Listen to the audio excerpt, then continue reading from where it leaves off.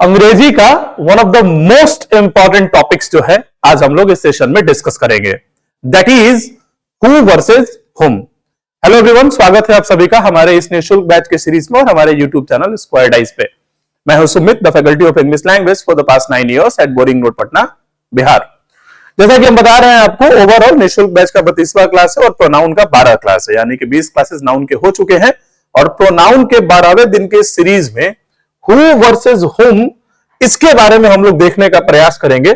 काफी इंपॉर्टेंट और काफी कंफ्यूजिंग टॉपिक है, और क्योंकि काफी इंपॉर्टेंट और काफी इंपॉर्टेंट टॉपिक है, इसलिए कंफ्यूजिंग टॉपिक है, इसलिए आपको हम बहुत ध्यान से पढ़ाएंगे और जितने ध्यान से हम पढ़ाएंगे उतने ही ध्यान से आप पढ़ने का कोशिश भी कीजिएगा।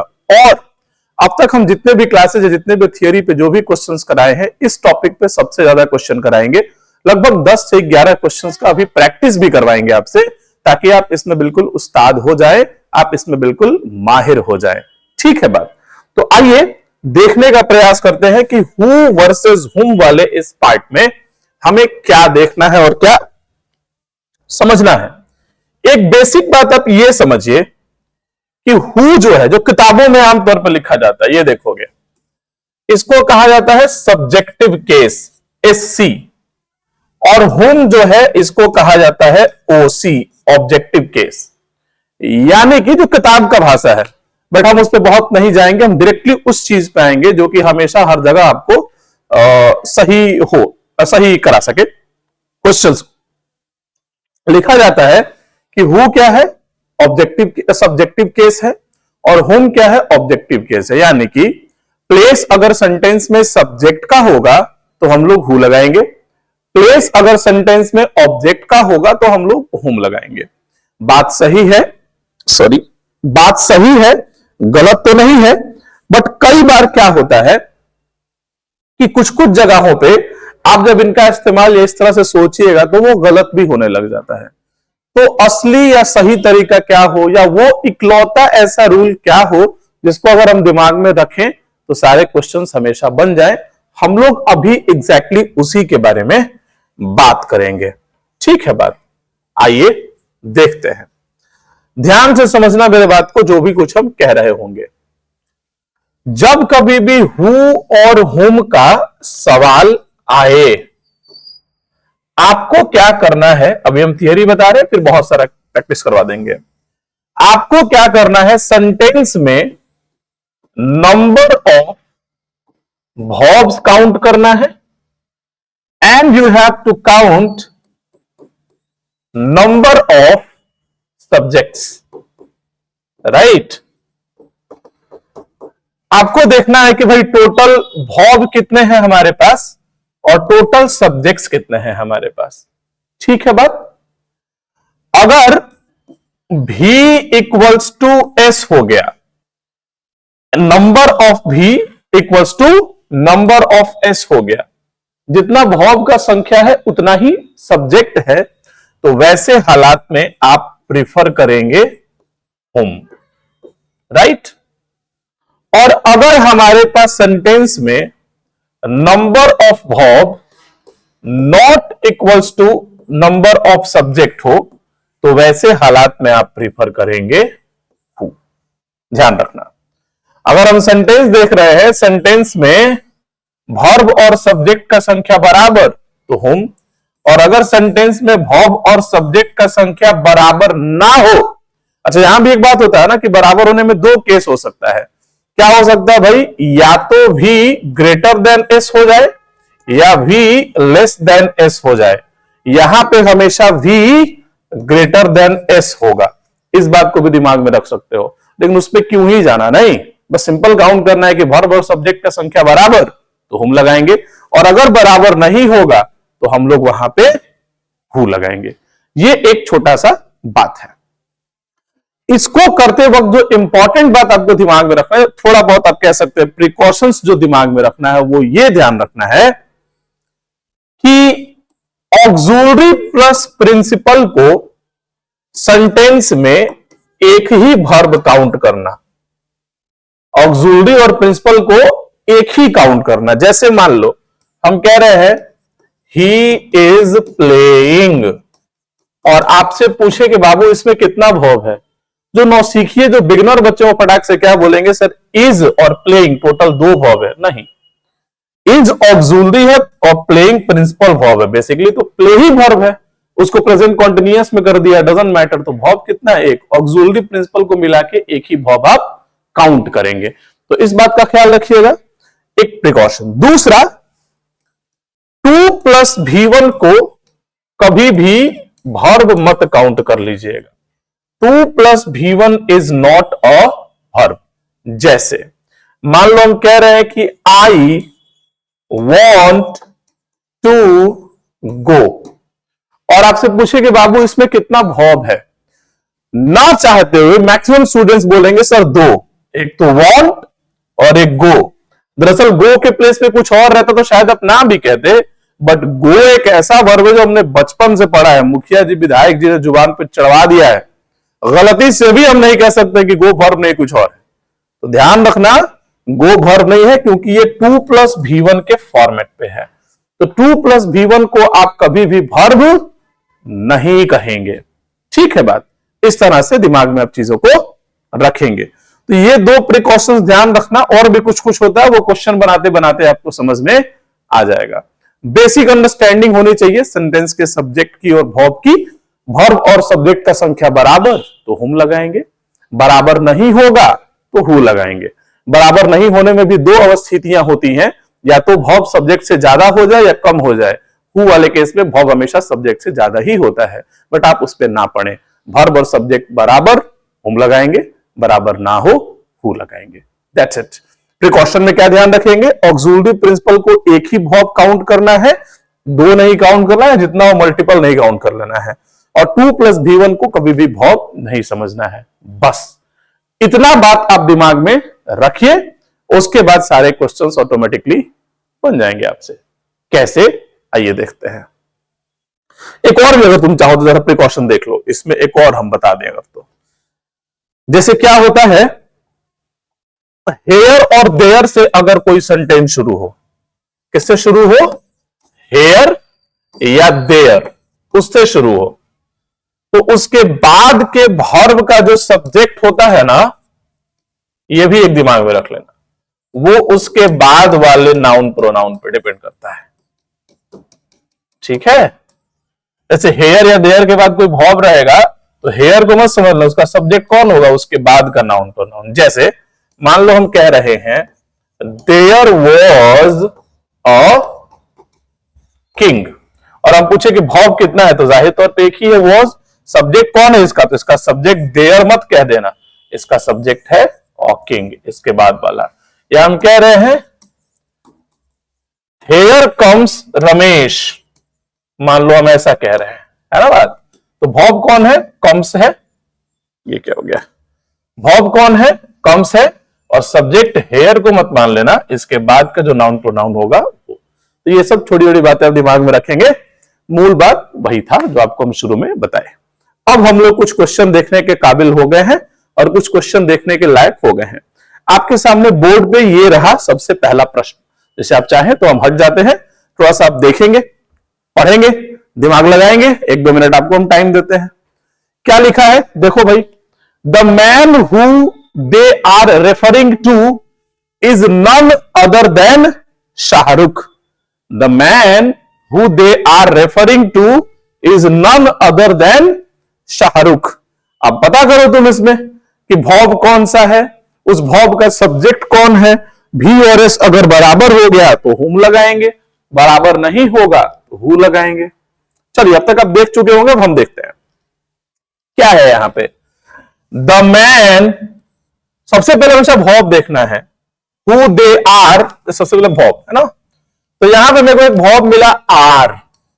अब रेफरिंग को अलग मत देखना, क्योंकि आर रेफरिंग ये इजम आर और V4 एक ही वर्ब है, और इसका सब्जेक्ट कौन है बाबू, दे, यानी कि दे का कहानी खत्म और आर रेफरिंग का कहानी खत्म, ये खत्म हो गया। नेक्स्ट एक और आपको क्या मिला, इज मिला, राइट, और इज का सब्जेक्ट कौन है, ये मैन है, क्योंकि सेंटेंस का शुरुआत जब भी होता है किससे होता है, सब्जेक्ट से होता है। तो अगर सेंटेंस का शुरुआत सब्जेक्ट से हुआ मैन, तो इसका वर्ब कहीं ना कहीं होगा ना। तो आर रेफरिंग हम इसका वर्ब दे दिए दे को, तो फिर इसका सब्जेक्ट इसका वर्ब कौन होगा? तो ये इज वाला इसका वर्ब है। या मान लो देखो तुमको और एक जादू सिखाते हैं, आसान करते हैं, मान लो कंफ्यूजिंग हो रहा है तो जैसे एक बात तो हम सिखा दिए ना कि आर रेफरिंग वर्ब है तो इसका सब्जेक्ट या तो मैन है या दे है। अगर तुम कहोगे आर रेफरिंग का सब्जेक्ट मैन है तो फिर ये कैंसल, फिर इज का सब्जेक्ट दे जैसा होने लग जाएगा। एक बात हम कह रहे हैं, लेकिन देखो और आसान करते हैं। आपको इसमें तो दिक्कत नहीं हुआ होगा कि आर रेफरिंग इस वर्ब का सब्जेक्ट दे, तो ये दोनों कैंसिल। जब कभी भी सेंटेंस का शुरुआत सब्जेक्ट से हो और उसके तुरंत बाद वर्ब ना मिले, कुछ और हो जाए, तो वैसी स्थिति में ट्रिक सिखा रहे हैं तुमको। सब्जेक्ट का वर्ब ढूंढने के लिए क्या करना, सेंटेंस के पीछे से मूव करना शुरू कर देना। राइट, अगर कोई आपके पास सेंटेंस का शुरुआत सब्जेक्ट से हो, उसके बाद आपको वर्ब ना मिले, इस तरह का हु, विच, दैट, ऐसा कुछ चीज मिल जाए, तो आप क्या करना, पीछे से मूव करना शुरू कर देना। और पीछे से मूव करते वक्त जो भी पहला वर्ब मिलेगा वो उसका सब्जेक्ट होगा। जैसे देखो जादू, यहां पे ये मैन था ना, अब इसका हम ढूंढ रहे हैं वर्ब, तो भाई क्या है, Shahrukh, then, other, none, is. तो जो पीछे से पहला वर्ब मिलेगा, यानी कि मैन का वर्ब कौन था, इज, या इज नाम के वर्ब का सब्जेक्ट कौन था, मैन। तो क्या क्या देखा आपने, इज के लिए आपने किसको दिया, मैन को, और आर रेफरिंग के लिए आपने किसको दिया, दे को। तो वर्ब मिला दो, सब्जेक्ट भी मिला दो, यानी कि भी और एस हो गया क्या, बराबर। और जब बराबर हो गया तो क्या लगेगा बाबू, होम लगेगा। तो यहां हु नहीं होना चाहिए था, हु की जगह पे होम होना चाहिए था। बाकी अगर आप बहुत से ट्रिक दिमाग में लगाओगे ना, क्या क्या लोग बहुत कुछ बोलते हैं कि जहां भी लगा उसको ही और शी से रिप्लेस करके देखो, इससे रिप्लेस कर देखो। ठीक, साउंड गलत नहीं है, वो सही है, बट थोड़ा कंफ्यूजिंग है, थोड़ा क्योटिक है, नेगेटिव्स हो सकते हैं, आपके एग्जाम में फंस सकते हैं आप। ऐसे कभी भी नहीं फंसिएगा। वर्ब देखना, सब्जेक्ट देखना, उसको क्रॉस, नेक्स्ट वर्ब, उसका सब्जेक्ट क्रॉस। अगर वर्ब देख रहे हैं, सब्जेक्ट मिल ही नहीं रहा है तो बॉम्ब फट जाएगा। एक इंटरेस्टिंग चीज क्या सिखाए हम, जैसे इसका एग्जांपल देकर और सिखा देते हैं कि अगर सेंटेंस का शुरुआत देखो क्या सिखाए हम। जैसे और example, the boy who is running is my friend.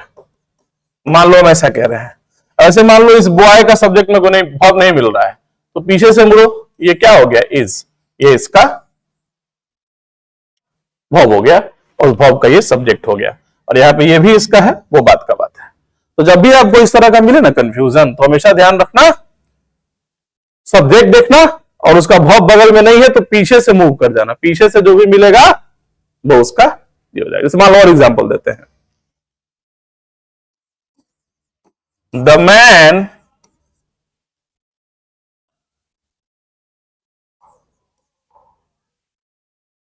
whom I think suitable, समझोगे, इज सुरेश। एग्जाम्पल है, हु और whom नहीं सिखा रहे, हम सिखा रहे हैं इसका सब्जेक्ट पकड़ना। तो देखो, थिंक का तो सब्जेक्ट आई हो गया, सेंटेंस का शुरुआत सब्जेक्ट से होता है, सब्जेक्ट के प्लेस पे क्या मिला, मेरे को मैन मिला। अब मेरे को पता ही नहीं इसका वर्ब कहां गया यार, क्या करे, तो पीछे से मूव करो, पीछे से मूव करने पहला वर्ब कौन मिला, इज। तो इस वर्ब का सब्जेक्ट कौन था, मैन था, या मैन वर्ब का सब्जेक्ट कौन था, इज। तो ये भी एक सीख लेना। बाकी हु और whom तो आप लोग समझ ही गए। चलो नेक्स्ट वाले में आते हैं, उसको समझते हैं। नेक्स्ट सवाल, the girl who you see there top the class. आप समझोगे, सी नाम का वर्ब मिला, इसका सब्जेक्ट कौन, यू, हो गया, तो इसको क्रॉस कर दो। अब नेक्स्ट क्या है भाई, नेक्स्ट वर्ब मिला टॉप्ड, तो नेक्स्ट वर्ब मिला टॉप्ड और इस सब्जेक्ट को वर्ब नहीं मिला था, तो जाहिर सी बात है कि इन दोनों में रिलेशन है। गर्ल नाम के सब्जेक्ट का वो टॉप वर्ब था, टॉप नाम के वर्ब का सब्जेक्ट ये गर्ल थी। बाकी वो तरीका सिखाए थे कि यहां सब्जेक्ट मिला, बगल में वर्ब नहीं दिख रहा है, तो क्या करेंगे, पीछे से मूव करो, पीछे से मूव करने में जो सबसे पहला वर्ब आएगा वही होगा। तो यहां पे क्या हुआ भाई, टॉप नाम के वर्ब का सब्जेक्ट गर्ल और सी नाम के वर्ब का सब्जेक्ट यू, तो वर्ब की संख्या हुई 2 और सब्जेक्ट की भी संख्या हुई 2, यानी कि भी और एस हो गया बराबर, और बराबर होने का मतलब इस हु की जगह पे हुम होना चाहिए था, ये गलत था। आ गया समझ में, चलिए और देखते हैं, क्योंकि ये बहुत ही कॉम्प्लिकेटेड टॉपिक है, इसलिए इसमें कम से कम 10 एग्जाम्पल्स आपको हम दे करके प्रैक्टिस करा रहे हैं ताकि दिक्कत ना हो, आप बॉम्ब फोड़ सके। यहां चेक करोगे, some employees who we met complaint of work pressure, यहां पे प्रेशर होगा, डब्ल्यू हो गया है, QWERT कीबोर्ड पे एक ही जगह होता है ना, तो ई की जगह पे डब्ल्यू पे हाथ चला गया होगा मेरी टेक टीम वालों का। इन द ऑफिस, अब समझो, सबसे पहले वही मेट नाम का वर्ब मिला, इसका सब्जेक्ट कौन, वी, तो ये कहानी गोल। नेक्स्ट कंप्लेंट, अगर ये वर्ब है तो इसका भी कहीं सब्जेक्ट होगा, और सम एम्प्लॉइज सब्जेक्ट है तो इसका भी कहीं वर्ब होगा। दरअसल इस वर्ब सब्जेक्ट का वर्ब कंप्लेंट था, या इस कंप्लेंट वर्ब का सब्जेक्ट एम्प्लॉइज था, ताकि वो भी समझ ही लियो कि यहां पे वर्ब नहीं है तो पीछे से जो पहला मिल जाएगा वो। तो एम्प्लॉइज का वर्ब हो गया कंप्लेंट, या कंप्लेंट का वर्ब हो गया एम्प्लॉइज। हमें कभी भी वर्ब से सब्जेक्ट की ओर मूव करना चाहिए, सब्जेक्ट से वर्ब की ओर मत करना।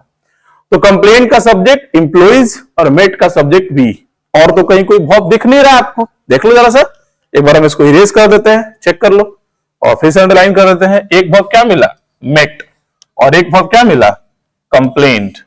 मेट का सब्जेक्ट कौन हो गया, वी, कंप्लेंट का कौन हो गया, एम्प्लॉइज। इन अंडरलाइन वर्ड के अलावा कहीं आपको और कोई वर्ब दिख रहा है, देखिए ध्यान से, नहीं दिख रहा होगा, यानी कि वी और एस क्या हो गया, बराबर हो गया, और बराबर हो गया तो हु नहीं हुम हो जाता है यहां पे। चलो नेक्स्ट क्वेश्चन को देखते हैं। नेक्स्ट क्वेश्चन है, the girl who we have selected in our team is laborious. फिर वही बात, एक वर्ब क्या मिला, हैव, लेकिन एक वर्ब नहीं है ये, have plus selected, auxiliary plus principal, यानी कि सिंगल वर्ब है। हैव सिलेक्टेड का सब्जेक्ट कौन मिला भाई, इसका सब्जेक्ट मिला वी, तो वी का कहानी गोल और हैव सिलेक्टेड का कहानी गोल।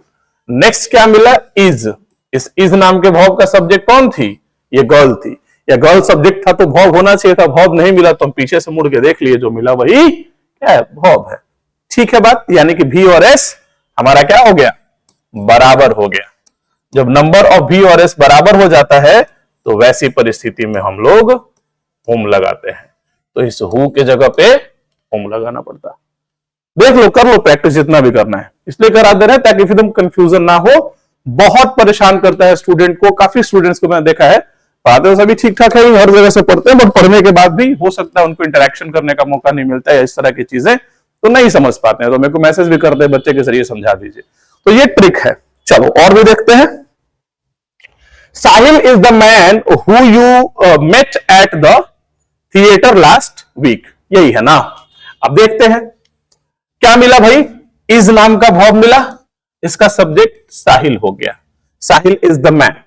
उसके बाद मेट मिला, मेट वर्ब है, meet met met meeting meets, और इसका सब्जेक्ट मिला यू, तो met verb you subject, cancel, is verb Sahil subject, cancel. अब तो इसमें कहीं आपको कोई वर्ब नजर आ नहीं रहा है, यानी कि भी और एस का संख्या बराबर हो चुका है, यानी कि आप क्या लगा रहे होंगे, भी और एस जब बराबर हो गया तो आप हुम प्रीफर कर रहे होंगे। तो कहीं हु है, हु लिखा हुआ है, इस हु की जगह पे आप हुम लगा दीजिए। ठीक है बात। चलो नेक्स्ट सवाल देखते हैं। नेक्स्ट सवाल है, the employ who you see there is their best guy. Okay, क्या मिला भाई, सी नाम का वर्ब मिला यहां, और इसका सब्जेक्ट यू मिल गया। ओके, तो इन दोनों को हम लोग क्रॉस कर देंगे, सी खत्म यू खत्म। उसके बाद इज नाम का वर्ब मिला, इसका सब्जेक्ट नहीं आ रहा है नजर, यहां पे एम्प्लॉय है, इसका वर्ब नहीं आ रहा है नजर, यानी कि इन दोनों का आपस में एस और भी का रिलेशन था। बाकी वो जो बताए, अगर सब्जेक्ट है वर्ब नहीं मिल रहा है तो पीछे से जो पहला मिलेगा वो उसका वर्ब हो जाता है। तो यहां पर भी क्या हो रहा है, आप देख पा रहे हैं भी और एस बराबर हो जा रहा है, तो हम लोग क्या लगाएंगे, हुम लगाएंगे। तो हु की जगह पे हुम का बॉम्ब फोड़ दो, मार दो। चलो आगे बढ़ते हैं। Next, just before the race I asked Poonam whom she thought was going to win। अब फटाक फटाक बताते हैं, समझ जाओगे। आस्क्ड मिला, आस्क्ड का सब्जेक्ट कौन, आई, ठीक है बात। नेक्स्ट क्या मिला भाई, थॉट, थॉट का सब्जेक्ट क्या, शी, और was going, अब देखो जरा सा, इस वॉज गोइंग नाम के वर्ब का सब्जेक्ट कौन है ही नहीं। चेक करोगे जरा सा, जस्ट बिफोर द रेस, इसमें वर्ब है नहीं। आई आस्क्ड पूनम, आस्क नाम के वर्ब का सब्जेक्ट आई, तो ये तो हमारा कैंसिल हो गया। उसके बाद क्या देख रहे हैं, whom she thought was going, इस thought नाम के वर्ब का सब्जेक्ट सी, ये कैंसिल हो गया। was going to win, इस वर्ब का सब्जेक्ट नहीं है, यानी कि अब क्या हो गया, जो गिन लो फिर से, एक क्या मिला, asked, तो आस्क का सब्जेक्ट कौन हुआ था, आई। दूसरा क्या मिला, थॉट, थॉट का सब्जेक्ट क्या मिला, शी। तीसरा क्या मिला, वॉज गोइंग, इसका सब्जेक्ट नहीं है, तो भी की संख्या कितनी हुई, भी बराबर 3, और सब्जेक्ट की संख्या कितनी हुई, एस बराबर 2, तो यानी कि भी इक्वल्स टू एस कि भी नॉट इक्वल्स टू एस, जाहिर तौर पे नॉट इक्वल्स टू एस। अच्छा, एक और बात बताए थे ना कि जब नॉट इक्वल्स टू होगा तो भी लेस देन बी एस हो सकता है, ग्रेटर देन बी एस हो सकता है, भी हमेशा ग्रेटर होगा। देख सकते हो वर्ब 3 है और सब्जेक्ट कितना है, 2 है, भी ग्रेटर देन एस। ऐसी तमाम तरह की परिस्थितियों में हमें क्या लगाना पड़ता है, हु लगाना पड़ता है, तो हुम की जगह पे आप हु कर देते हैं। ओके, चलो और देखते हैं। I know who this job should be entrusted to for smooth handling. No नाम का वर्ब, सब्जेक्ट आई, तो I cancel, no cancel. should be entrusted, should models है, ये इसका पीवी है और ये भी पीवी है, पूरा एक ही वर्ब है। तो भाई नो का तो सब्जेक्ट आई मिल गया और शुड बी इंटरेस्टेड का क्या मिल गया, दिस जॉब, यानी जॉब मिल गया, है ना बात। तो भाई एक वर्ब एक सब्जेक्ट और यहां पे एक वर्ब एक सब्जेक्ट, भी और एस क्या हो गया, बराबर हो गया, और बराबर के केस में यहां क्या होना चाहिए था, हुम होना चाहिए था। ओके, चलो और देखो, किम इज एन एथलीट हुम एंजॉयज डिस्टेंस रनिंग। क्या क्या है भाई, इज एन एथलीट, तो इज नाम के वर्ब का सब्जेक्ट किम, और यहां मिला इंजॉयज नाम का वर्ब, इसका सब्जेक्ट है ही नहीं कहीं पे, यानी कि भी हो गया 2, एस हो गया 1, यानी कि भी नॉट इक्वल्स टू एस, यानी कि भी ग्रेटर देन एस, और यानी कि हुम नहीं हु। तो इस हुम को काटिए, हु लगा दीजिए। ठीक है बात, और कोई सवाल है, और एक सवाल है, Asher wrote a letter to a pen pal and he had who he had never met. तो देखते हैं, wrote नाम का verb, सब्जेक्ट कौन, Asher, तो इसको कैंसिल कर दो। who he had never met, तो had never met मतलब had met verb है, never आपका adverb है यहां पे, और had auxiliary है, ये पढ़ाएंगे, और met PV है। इन तीनों के केस में ना एडवर्ब हमेशा ऑक्सिलरी प्रिंसिपल के बीच में आता है, टेस्ट सीरीज वाले बच्चों को कई बार बताए हैं। तो क्या है भाई, हैड मेट का सब्जेक्ट कौन, ही, तो ये भी कैंसिल हो गया, ये भी कैंसिल हो गया, तो भी और एस क्या हो गया, बराबर हो गया, और बराबर होने का मतलब क्या लगेगा, हुम लगेगा, तो ये हु गलत था, हुम लगा दीजिए। ठीक है बात, और सवाल है, और भी सवाल है, बड़ी सवाल है यार, ये आखिरी सवाल है, चलो देखते हैं। Who should I, क्योंकि बहुत ही कंफ्यूजिंग टॉपिक है तो बहुत सारे क्वेश्चन बोल दिए डालने के लिए, 10-11 क्वेश्चन, 11-12 हो गया होगा मेरे को लगता है। एनीवेज, अब कंफ्यूजन नहीं होना चाहिए आपको भाई। देखो, Who should I talk to about leveling food in the refrigerator? ध्यान दोगे, should I talk, अगर इसको तुम लिखोगे पॉजिटिव बना के तो ये क्या हो जाएगा, I should talk, इसमें कि should ऑक्सिलरी है और talk प्रिंसिपल है, तो शुड टॉक नाम के वर्ब का सब्जेक्ट आई, तो ये कैंसिल हो गया। इसके बाद और कहीं कोई वर्ब नजर आ रहा है आपको, कोई एलओएल लोल कह देगा मार्ट साहब लेवलिंग भी तो वर्ब है, वर्ब नहीं है वो, अबाउट नाम के प्रीपोजिशन के बाद आया है, प्रीपोजिशन के बाद जो आता है वो जिरंड होता है, नाउन होता है, ऑब्जेक्ट होता है वो, तो एक ही वर्ब था एक ही सब्जेक्ट, यानी कि भी और एस बराबर, और जब बराबर हो गया तो हु नहीं होगा, हुम होगा। तो ये थी पटकथा हु वर्सेस हुम की, जो बिल्कुल जीरो और बेसिक्स आपको सिखाया, जिसको कुछ नहीं आता वो भी बना सकता है मेरे भाई, गलती मत कीजिएगा प्लीज। ओके, आज का सेशन यहीं पे समाप्त होता है, मिलते हैं अगली बार, टाटा बाय बाय, चीयर्स।